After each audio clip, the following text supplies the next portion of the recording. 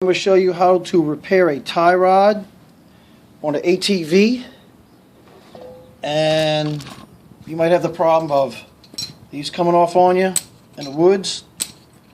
It's good to carry a hose clamp and some tie wire, because when you're way out in the woods, there's no way driving back without that tie rod back in there. You need something to hold it. Alright, so what we're going to do is we're going to make some contraption look like that. And what we did was we got a 1-inch U-bolt from Home Depot. It's a 1-inch pipe U-bolt, like $1. And we got some flat plate that I had drilled some holes to fit in there. And then we kind of shaped it to make it a little round to look like that. So what we do is we put the bolt in there, put the little cover on, put this guy on. I recommend that you use the Teflon lock washers with a little plastic on it so they don't back off vibration.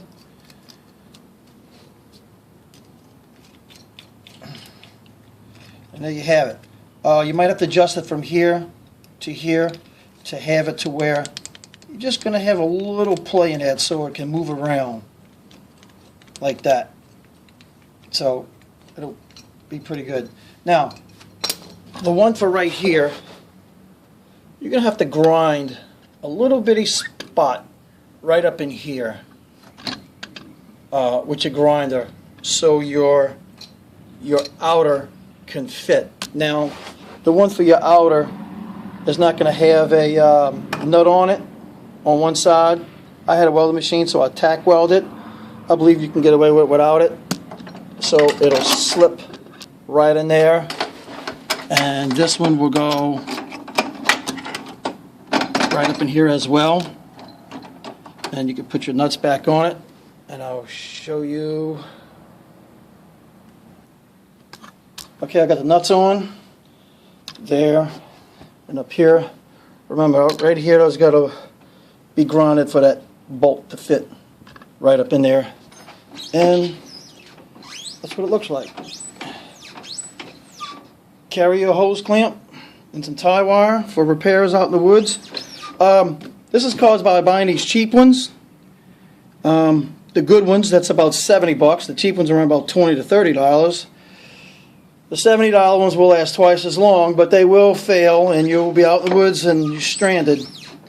I recommend you either go to tierods.com, and they look like the ones that's on Polaris. If you look at Polaris's website, you can go to tierods.com. It's not an automotive website or anything, but they just sell tie rods for all type of equipment. You get your bolt size and your thread size here, and you order it. It kind of looks like this wrench here. The bolt goes through the hole and it pivots, but it won't fail. It'll get loose and you'll know it, but it will never fail on you when you're going 50 miles an hour down the road and that wheel comes up. Wheel shoots one way or the other because the tie rod comes off.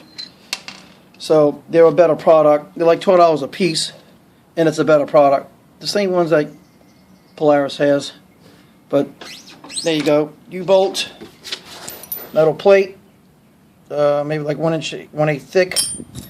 You know, drill your holes, whatever. Round it, make it look nice, and grind on your housing right here, and that'll be it. So these tie rods that I had bought off of eBay, actually $23, lasted me 2 months. And I hear that the expensive ones will last you about a year. And so, make that call.